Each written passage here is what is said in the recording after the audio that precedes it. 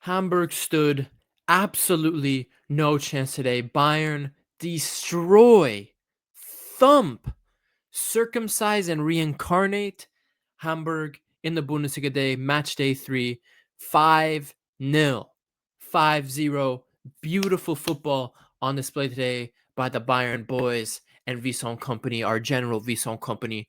Salute to you. And you guys, a Serge Gnabry GOLAZO. Now we're gonna talk about Gnabry. We're gonna talk about if I'm gonna get fooled by this guy, but for some reason, this guy is popping off in the number 10 position or in this newfound role he has under Kompany. I don't know what's going on, but he's scoring goals. He's not a bum. He has a brain. I thought he lost his brain, but it still exists. But yeah, just overall beautiful football today. We're gonna break it down. I hope the fan in the stands, whatever happened in the stands, I hope the fan is okay. I didn't hear the stadium announcement when I was watching the game because the Südkurve went back to celebrating and chanting. So I'm guessing there was a positive message from the stadium announcer that the fan was okay. But yeah, just hopefully everything's fine with the fan. And a little concerning that this is happening so often. Like I swear last season, there was like 2 occasions in the Allianz Arena where there was a fan falling ill or something happening with a fan. Like, I don't know. Yeah, I feel like it's just becoming more common than it used to be. So stay out, you guys. Stay healthy. Eat your vegetables. Do your exercise. I'm going to go run 6 miles right now after this video. Get your physical health up. Keep your mental health strong. And let's get into it, guys. 5-0 FC Bayern München against Hamburg. We always destroy them. And I kind of felt bad once I knew, like after this first goal, after Gnabry scored in the 3rd minute, I knew this is not going to be a good day for Hamburg. Like it's going to be another 5, 6, 7 goals at the Allianz Arena for them. And I think the last time Hamburg came to the Allianz, last time they were in the Bundesliga was in 2018, right? I think the last time they came to the Allianz, they lost 6-0. So they're just continuing tradition of coming to Munich and getting their asses handed to them. So congratulations, Hamburg. You're holding another 5-piece to the dome. Shout out Charlie Kirk. But actually, never mind. Anyway, moving on swiftly. Yeah, Gnabry opening up the scoring in the 3rd minute, and it was just a beautiful goal. I mean, I don't know what to think. Like I told you guys in my previous post-match reactions that I don't want to be fooled. Gnabry has done this to us the last 2 to 3 seasons where he hits a nice little purple patch. He's scoring brilliant goals. I remember 2 seasons ago, not last season, but 2 seasons ago, he came back from injury at the end of the season under Thomas Tuchel, and I'm pretty sure he scored like a back heel karate kid goal, like some taekwondo shit. So I'm still taking Serge Gnabry with a grain of salt, but it was a beautiful goal today. You have to give the credit. He takes the ball in to his stride. He megs the player, and then from an impossible angle, he rifles it into the top left-hand corner. Really, it's the power that makes the goal. If Gnabry hits that any slower, I think the goalie's getting to it. But because he hits it with such venom, such speed, you just can't. The goalie can't react. I don't blame the goalie there. I think the Bundesliga stats team clocked the ball in at 119 kilometers per hour. A rifle of a shot from Serge Gnabry. So the power and the accuracy, it was going towards the top left-hand corner, makes the goal for Gnabry. But the fact that he megs him, has the presence of mind to meg him and shoot right away, it was just a brilliant start to the game. And yeah, we continued that with another beautiful goal. Alexander Pavlovich scoring in the 9th minute. In fact, it's just so you guys can see, this is the starting lineup. We had very strong 11. Love to see Pavlovic and Kimmich starting. Gnabry in the 10 row. Like, this is our front 4 right now. Until Musiala is back, this is our strongest front 4. And I like that he played it in preparation for that Chelsea game this week. I think that's on Wednesday. So, yeah. Excuse me. But yeah, Pavlovic gets a brilliant goal. I mean, the number one thing I noticed today, and it probably has to do with 2 things. 1, we were on it today. We were playing brilliant in that first half. And 2, Hamburg just got overwhelmed and they just kind of froze.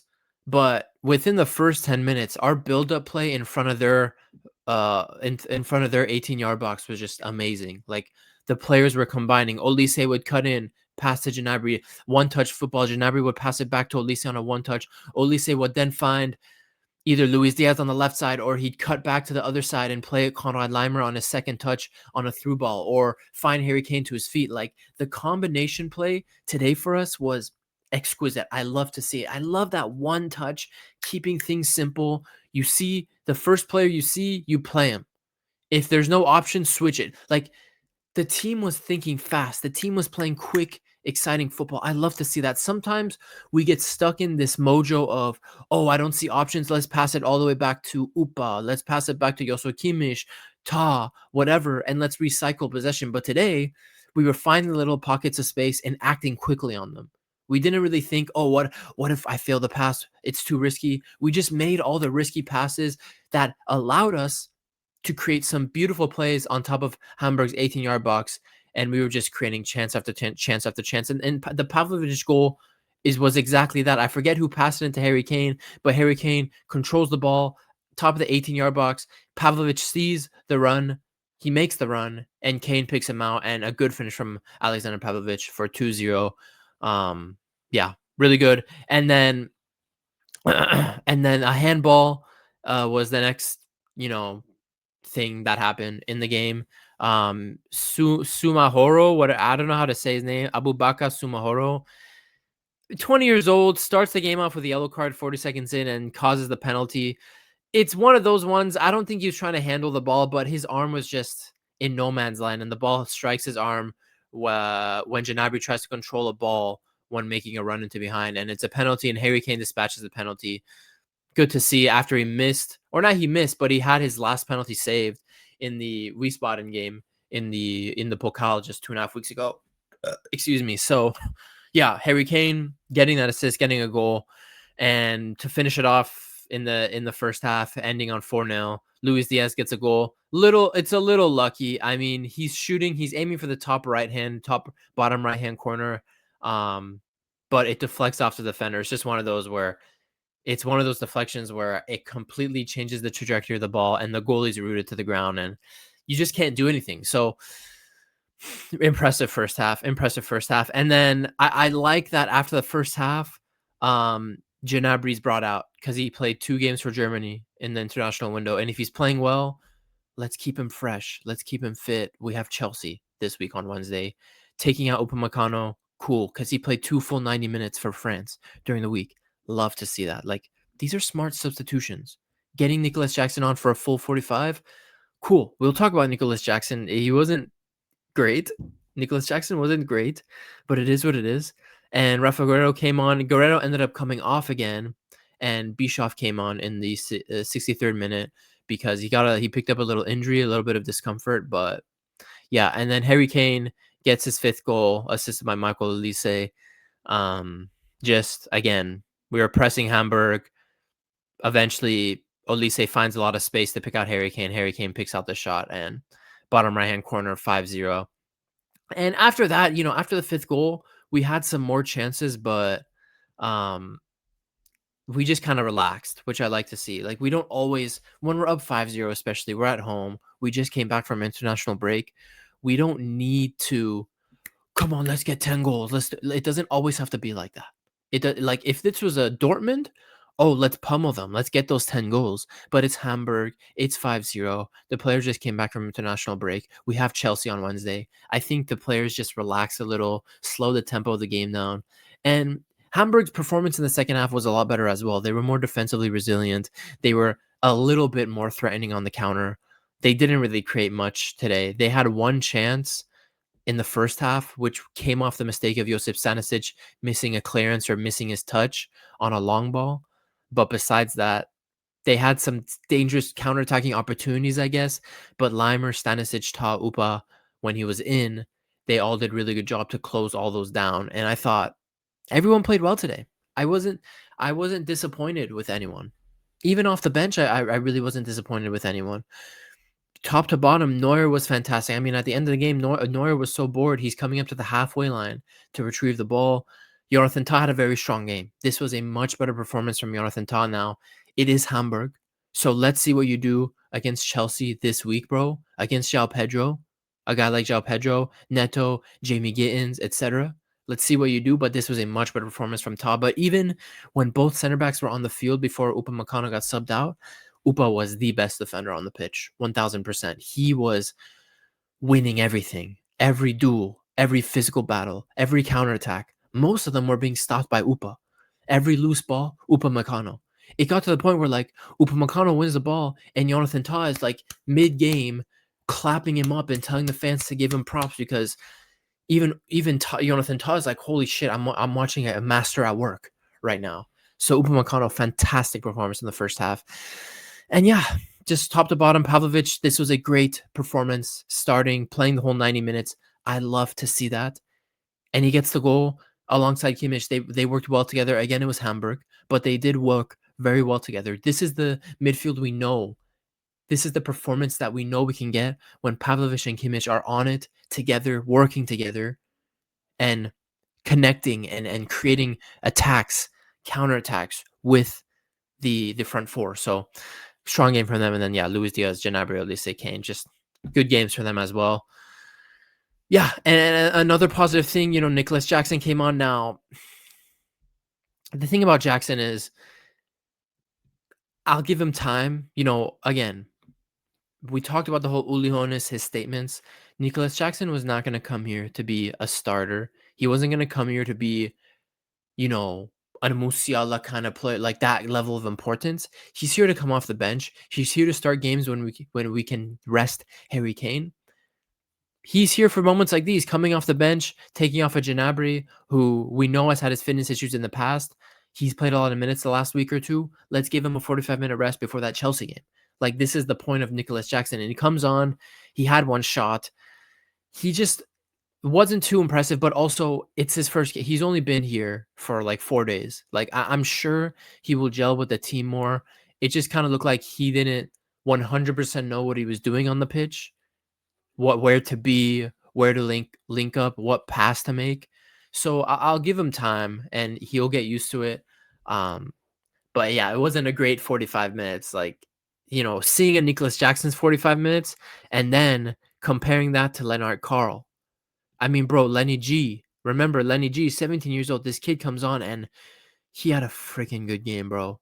Lennart Carl was fantastic coming off the bench. I mean, he comes off the bench and within a minute, his first touches, he receives the ball on the right wing. He cuts inside, just blows past two players, and he unleashes a venomous left-footed shot, and it forced a really good save from the Hamburg goalie. So I just love the ball. Like, I love the initiative from Lennart Carl. I like he has balls, bro. He's got balls of steel to come on as a 17-year-old and just command the ball, getting it to him and commanding the space around him, dribbling into space, taking players on, not being afraid. Like when Musiala broke into the Bayern team, he's getting the ball. Muller's asking for Lewandowski, Zane, Gnabry, Kimmich. They're all asking for the ball, saying, Musiala pass here, Musiala pass there. But Jamal Musiala, when he broke into this Bayern team, I knew he was special because from the first games, he would take that ball, he would dribble three guys, and then he would decide himself when to pass. He would command the play. That's what Lennart Carl is doing, and I'm loving it. I'm loving it, and he didn't get the goal today, but in 26 minutes, he's just showing so much promise every single time he comes off the bench. Every single time. Like, this is a youth player. The whole conversation about, Vincent Kompany needs to rely on youth players more, this and that. If you have a brain, for every Bayern fan, if you have a brain and in preseason and in the beginning of this season, you look at all our youngsters that have gotten opportunities in the team. All of them, the preseason games especially, don't kid yourself. There was only really 2 youth players that I really had trust in that could have an impact in this team the next season. And that is Lennart Carl, number 1 by far, and Wisdom Mike, who is also part of our squad, part of our regular 24, 26, 23, whatever, 20-man team. Those are the only 2 youngsters I truly believe they have the quality to be in the Bayern squad. I felt other people were just lying to themselves about a Kiala, who is still very young, but Kiala is not ready for it. Yona Kusiasare, he really, yes, he scored that great goal against Tottenham, blah, blah, blah. I knew deep down from the performances I saw, he wasn't good enough to be in this team and be impactful. But Lennart Carl, I knew from the second I was watching this guy in the first team, from all the hype I heard of him from the campus as well, he's delivering, and I love it. This is going to be a good weapon for us off the bench. Very good weapon for us off the bench. So, yeah, good game. Tom Bischoff also came on. He was good. Him, Kimmich, and Pavlovic were combining in the middle. He looks comfortable every time he plays in this Bayern team. So it's just positive game. 5-0, taking a lot of confidence into that big first Champions League game this Wednesday against Chelsea. We're the owners of London. London teams don't come to Munich and do anything. Ever since that 2012 disaster, if a London team ever comes to Munich, we know we got to get the job done. Chelsea's coming to the Allianz Arena on Wednesday. We got to whip some ass. Let's send Jota back to Brazil. Let's send João Pedro back to Brazil. Let's send Pedro Neto back to Portugal. Let's show Caicedo a little something. Let's show Caicedo a little Let's show Cucurella some Musiala, you're in the stands? Oh, Cucurella, watch this. Chelsea, we're ready. We're coming. We're coming for the league. We're coming for the cup. We're coming for the UCL. I'll see you guys in the next one. It's been your boy Hokage. Peace.